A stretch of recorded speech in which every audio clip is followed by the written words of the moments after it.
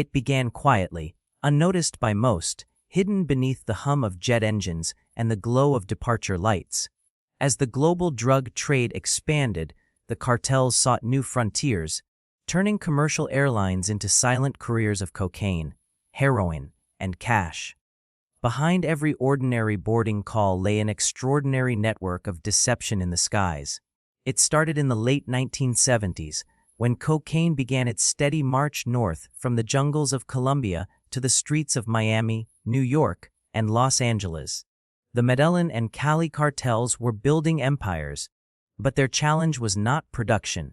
It was transportation. The Caribbean routes through boats and small aircraft were profitable but risky. U.S. radar coverage in Florida had grown sharper, and maritime patrols were intercepting shipments worth millions. The cartels needed new methods, new channels, and new allies. That search would lead them to one of the most secure and trusted industries in the world: commercial aviation. At first, it was small. Baggage handlers, ground crew, or catering workers were offered bribes to smuggle packages onto flights. A single kilogram of cocaine hidden inside a food trolley or luggage compartment could slip through unnoticed amid thousands of passenger bags. Airports were busy, chaotic, and layered with subcontractors. Perfect conditions for corruption to blend with routine.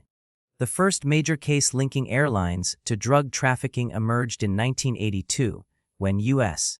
authorities discovered cocaine shipments routed through Miami International Airport on commercial flights from Colombia and Venezuela. Customs agents traced the operation back to airport employees paid by cartel operatives. Over the years, the system evolved. As law enforcement tightened inspections in South Florida, traffickers shifted toward Mexico, where airline corruption became more deeply embedded. The Guadalajara cartel, led by Miguel Angel Felix Gallardo, saw opportunity in Mexico's growing aviation infrastructure. Local carriers could move product regionally before it even reached the border. In the early 1980s, Gallardo's men used domestic flights to move cocaine from hidden airstrips in Sinaloa to larger airports in Mexico City and Tijuana, disguising shipments as agricultural or industrial cargo. Airline officials were bribed, customs agents paid off, and paperwork forged to legitimize the loads.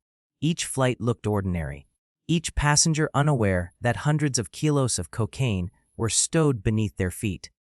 By the late 1980s, the United States had begun coordinating closely with Mexican and Colombian authorities, but the cartels had already adapted again. They started infiltrating airline companies directly, placing trusted men inside maintenance divisions, cargo offices, and even pilot training programs. Cartel logistics experts studied flight paths and refueling stops to identify vulnerabilities. Some airline staff became full partners, taking cuts of each successful shipment. Others were coerced, threatened, or killed if they refused. The sky, once a symbol of safety and progress, was quietly becoming an extension of cartel territory. As Colombian enforcement intensified after the fall of Pablo Escobar in 1993, attention shifted to Mexico's ascendant groups, the Juarez, Gulf, and Sinaloa cartels. Each controlled portions of the country's airports, often through local police or union leaders. In 1999, a Mexican aviation police report revealed that nearly every major airport in the country had at least some employees under cartel influence. Smuggling operations became highly sophisticated. Couriers known as mulas carried smaller amounts inside luggage or even within their bodies, but the larger hauls moved through cargo flights, disguised among tons of legitimate goods. The Sinaloa cartel, under Joaquin El Chapo Guzman, perfected this balance between invisibility and volume. Using connections within Aeromexico and Mexicana de Aviación, traffickers coordinated routes where customs oversight was weakest. Corrupt officials ensured that cargo containers were sealed and documented before inspections, making them untouchable once inside aircraft holds.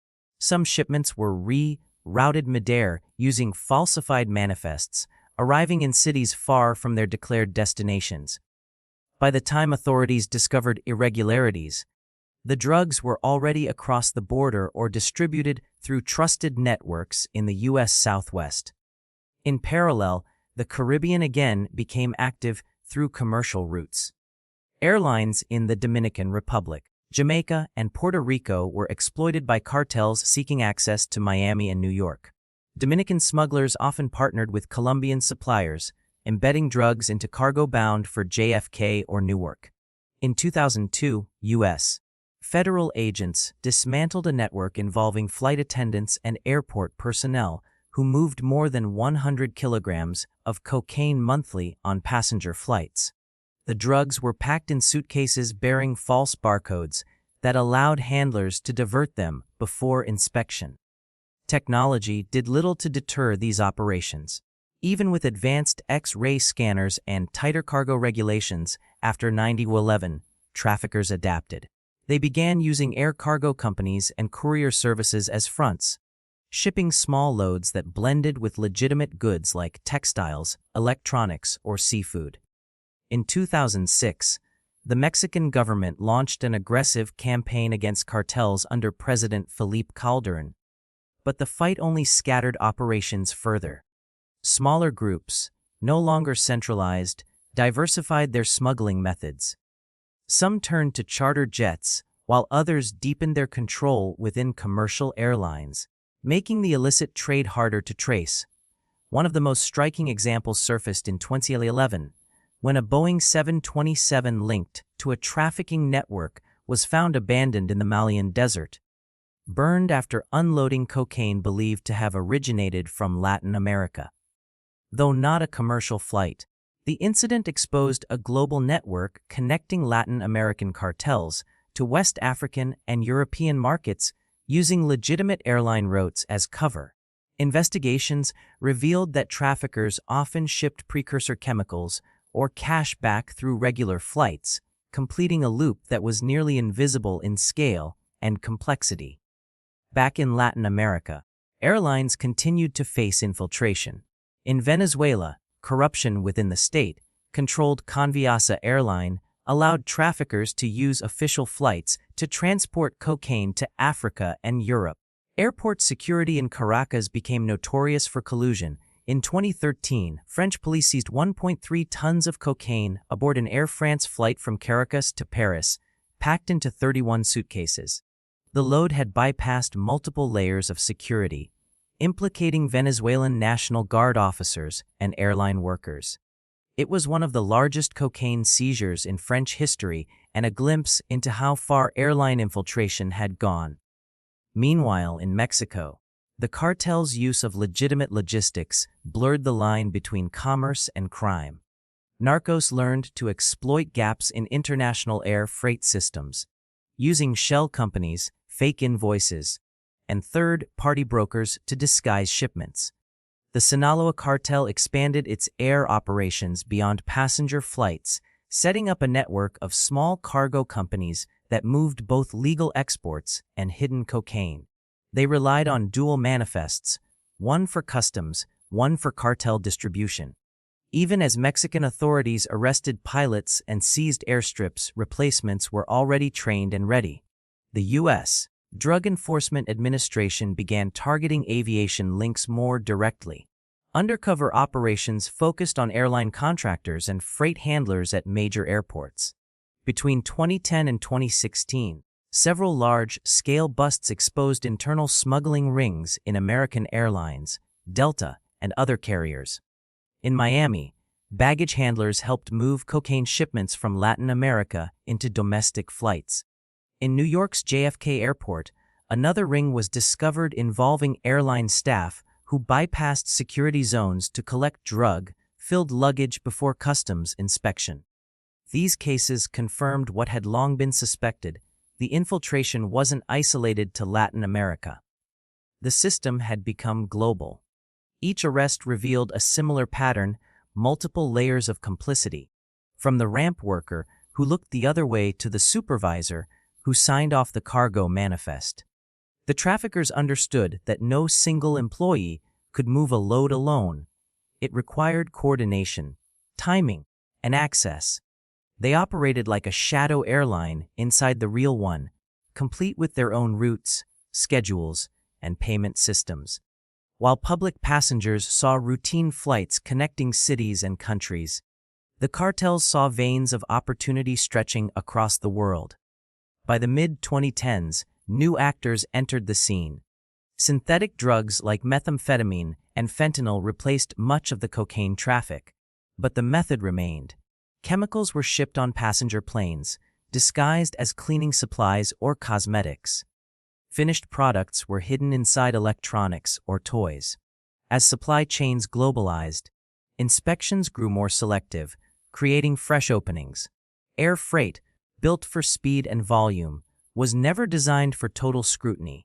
What began as small bribes to baggage handlers had evolved into a billion-dollar aerial smuggling system that spanned continents. The story of how cartels turned airlines into drug rights was not one of sudden conquest, but of patient infiltration. An industry built on trust slowly compromised from within. Each layer of corruption, each compromised checkpoint, each flight carrying its hidden cargo contributed to an invisible empire in the sky. And while authorities celebrated seizures and arrests, new couriers, new contacts, and new routes were already in motion, ready for the next silent flight to depart. As enforcement agencies expanded their reach, the cartels adjusted once again, moving deeper into the logistics web that connected the world's skies. The second decade of the 21st century brought a new kind of trafficker, educated, multilingual, and familiar with aviation law. These men and women weren't street dealers or jungle pilots. They were corporate fixers who understood flight schedules, customs loopholes, and electronic tracking systems. They used legitimate freight forwarding firms, many registered in Panama or Belize, to mask their operations beneath legal trade. A single invoice could represent tons of air cargo bound for Europe or Asia, with one container holding the hidden payload. The Sinaloa cartel took the lead, expanding its air corridors beyond the Americas. Cocaine flights left Mexico City, Cancun, and Guadalajara, heading first to Madrid, Brussels, or Frankfurt, then branching toward the Middle East and Africa. These routes were designed to confuse detection, often changing airlines and ownership multiple times through code-sharing agreements. Drugs were concealed in double-layered pallets or molded into resin sculptures that passed through customs as art shipments. Once the packages cleared inspection, they were broken down in warehouse zones near airports, ready for distribution. In 2016, Spanish authorities seized 380 kilograms of cocaine hidden in an air cargo shipment arriving from Mexico via Bogotá. The cargo was declared as machine parts, but every bolt was filled with compressed cocaine powder. Investigators traced the route through 3 different airlines and found that corrupt intermediaries within the logistics company had switched serial numbers and documents during transfer stops. It was a mirror of what had been happening for decades. Only now the technology was more advanced and the deception more precise. While cocaine remained a dominant product, methamphetamine and fentanyl shipments began to dominate air smuggling. Cartels learned that precursor chemicals, especially from China and India, could travel undetected through commercial flights labeled as pharmaceutical imports. Freight containers carrying barrels of medical solvents, or industrial reagents, were shipped to Mexico's Pacific ports or directly to airports in Guadalajara and Hermosillo. From there, clandestine labs produced synthetic drugs that would later return north on the same air corridors, hidden among produce exports and electronics. In 2017, authorities in Hong Kong uncovered a shipment of fentanyl precursors traced to a supplier in Wuhan, destined for an importer in Sinaloa. The chemicals had traveled through commercial cargo flights operated by multiple carriers. By the time the link was discovered, similar shipments had already crossed undetected, fueling the rapid rise of synthetic overdoses across North America. Cartels had achieved what traffickers before them never could: total integration into the global supply chain, using the same airlines that carried food, mail, and passengers around the world. Meanwhile, inside Mexico, airports became battlegrounds of influence. Security forces were rotated frequently to prevent long-term collusion, but every new wave of personnel brought new vulnerabilities. In 2018, Mexican investigators uncovered a network of customs officers at Mexico City International Airport who facilitated cocaine shipments in exchange for cash payments delivered weekly through intermediaries. Surveillance footage revealed uniformed officers waving through sealed boxes labeled as diplomatic cargo. The smugglers used falsified seals copied from legitimate embassies, allowing entire shipments to bypass inspection. In Central America, smaller cartels and transport groups followed the same blueprint. Honduras, Guatemala, and Costa Rica became staging points for regional air operations. Tiny carriers offered chartered flights that blended with commercial traffic, moving narcotics northward. Some traffickers paid pilots in gold or cryptocurrency, leaving no traceable records. Others used legitimate export businesses, flowers, seafood, coffee, as covers for the movement of narcotics. A 2019 operation in Costa Rica discovered more than 5 tons of cocaine hidden inside pineapples loaded onto a cargo plane bound for Spain. Every box was perfectly sealed, complete with export certificates and customs stamps. As these flights multiplied, traffickers began exploiting the digital systems meant to stop them.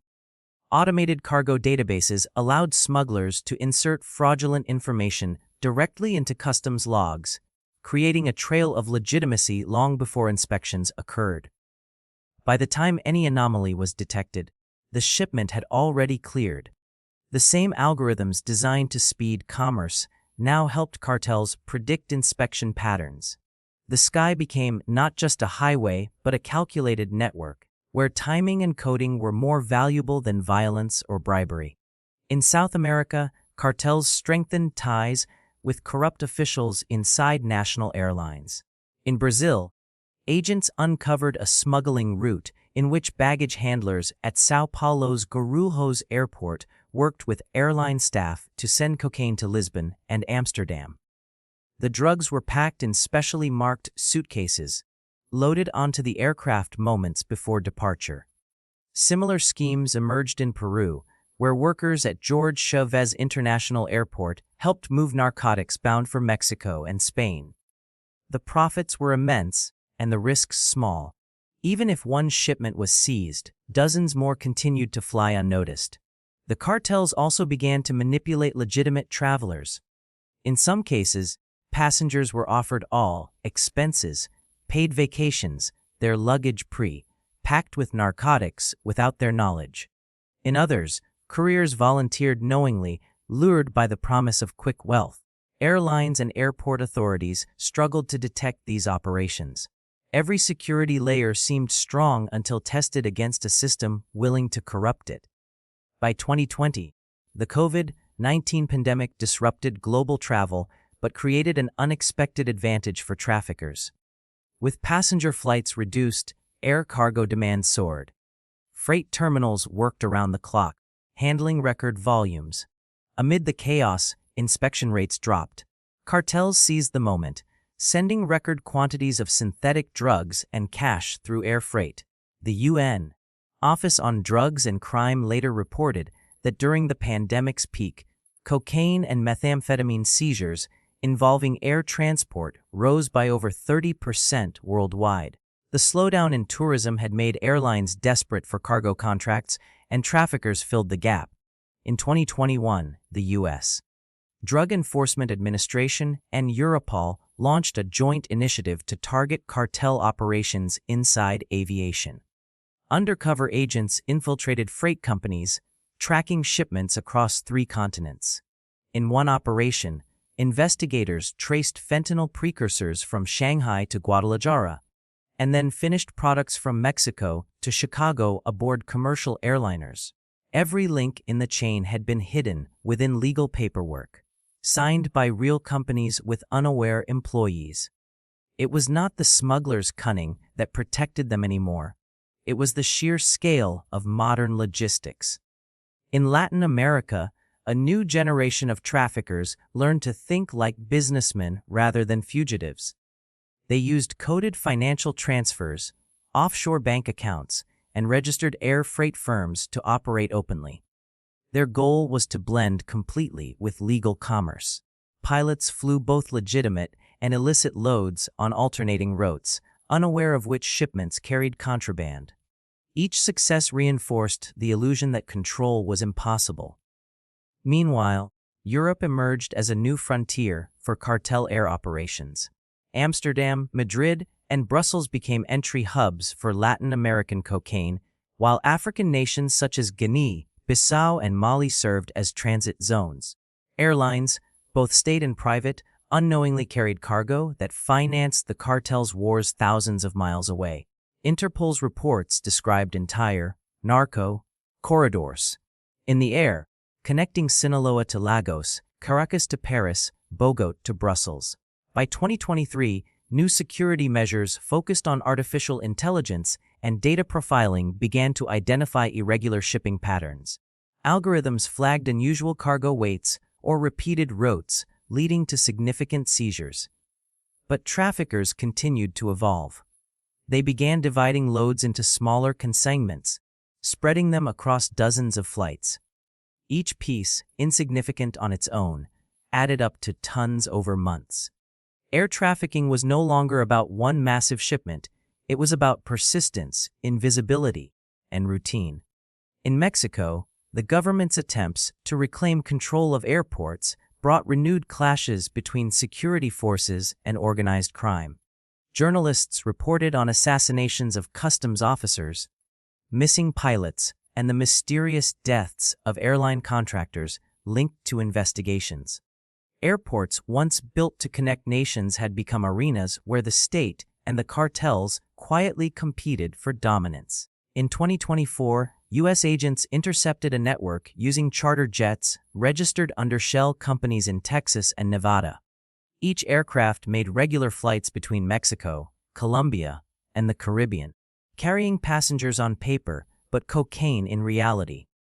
Investigators found that the same company had contracts with legitimate travel agencies, merging the legal and illegal so completely that distinguishing them became almost impossible.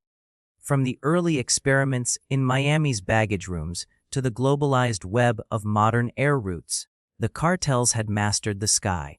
Every advance in aviation had given them new opportunities.